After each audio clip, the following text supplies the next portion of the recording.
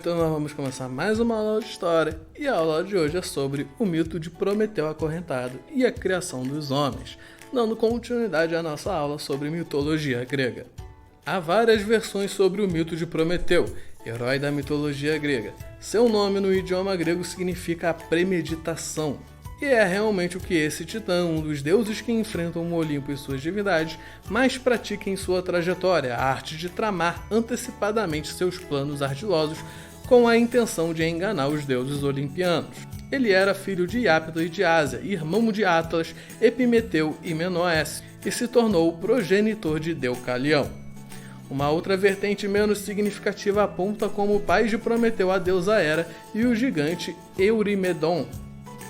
Este deus foi o co-criador ao lado de Epimeteu da raça humana, e a ela também se atribui o furto do fogo divino, com o qual presenteou a humanidade.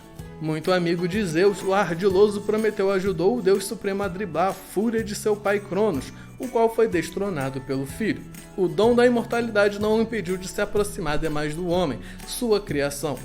A história da criação do homem, segundo a mitologia grega, começa com Prometeu e Epimeteu, irmãos e titãs, raça de seres que antecederam os deuses do Olimpo. O primeiro, como vemos, tem o dom da antevisão, e o segundo, o dom da visão retrospectiva.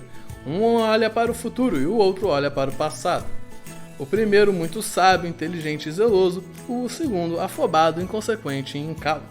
Os deuses deram aos irmãos a tarefa de criar os seres vivos da Terra.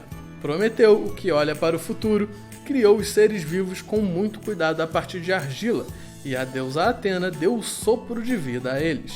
Epimeteu, o que olha para o passado, ficou com a responsabilidade de conceder um dom específico a cada animal. Os animais ficaram numa fila e Epimeteu foi distribuindo as suas habilidades: garras, velocidade, cascadura, poder de voar, e assim foi.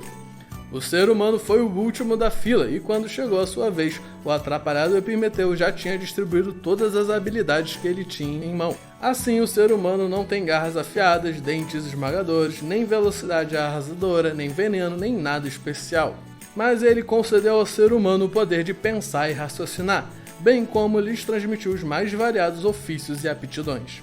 Mas esta preferência de Prometeu pela companhia dos homens deixou o enciumado Zeus colérico. A raiva desta divindade cresceu cada vez mais quando ele descobriu que seu pretenso amigo o estava traindo. O titã Prometeu matou um boi e o fracionou em 2 pedaços, ambos ocultos em tiras de couro.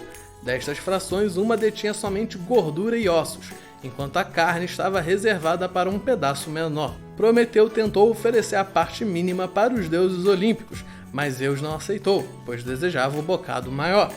Assim sendo, o filho de Iapto lhe concedeu este capricho, mas ao se dar conta de que havia sido ludibriado, Zeus se enfureceu e subtraiu da raça humana o domínio do fogo. Mas Prometeu apiedou-se deste ser indefeso e deu um jeito de fornecer alguma habilidade. Tornou-os eretos como os deuses, e além disso roubou o fogo dos deuses para dar aos homens. O fogo permitiu que os humanos se protegessem do frio, forjassem armas, cozinhassem alimentos, ajudando a sua evolução de um macaco desajeitado a um grande caçador-coletor, depois um grande agricultor. Mas Zeus decidiu punir Prometeu por isso, decretando ao ferreiro Hefesto que o prendesse em correntes junto ao alto do mar Cálpaso durante 30.000 anos, durante os quais ele seria diariamente bicado por uma águia, a qual lhe destruiria o fígado. Como Prometeu era imortal, seu órgão se regenerava constantemente, e o ciclo destrutivo se reiniciava a cada dia. Isto durou até que o herói Hércules o libertou, substituindo-o do cativeiro pelo centauro Quirón, igualmente imortal. Zeus havia determinado que só a troca de Prometeu por outro ser eterno poderia lhe restituir a liberdade.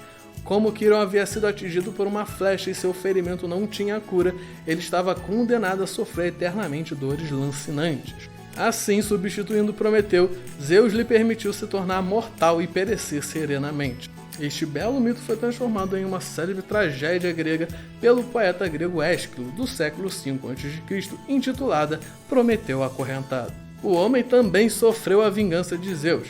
Ele criou uma bela criatura chamada Pandora, a primeira mulher, e a enviou a Epimeteu. Pandora tinha um espírito enganador, uma língua afiada e muita curiosidade.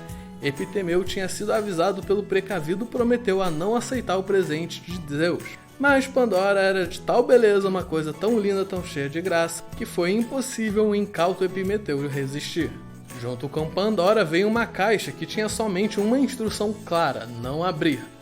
Porém, um dia a curiosidade de Pandora foi tanta que ela abriu a caixa e espalhou todas as doenças por este planeta. Depois que todas as doenças se espalharam, ela viu que tinha ficado alguma coisa no fundo da caixa: a esperança. Tendo o dom de antever o futuro, Prometeu sabia que sofreria consequências, mas também sabia que dar o fogo aos homens era a coisa certa a ser feita, e que ele mesmo se safaria no final. E mais do que o fogo, Prometeu deu aos homens o dom da antevisão. Todos os animais conseguem olhar para o presente ou passado, como Epimeteu, juntar alimentos, sobreviver hoje e agora. Somente o ser humano tem um dom de olhar para o futuro, prever e planejar o amanhã a partir do momento presente. Este é o verdadeiro legado de Prometeu aos seres humanos. Então é isso, turminha. Terminamos a aula de hoje. Tchau, tchau. E lavem as mãos.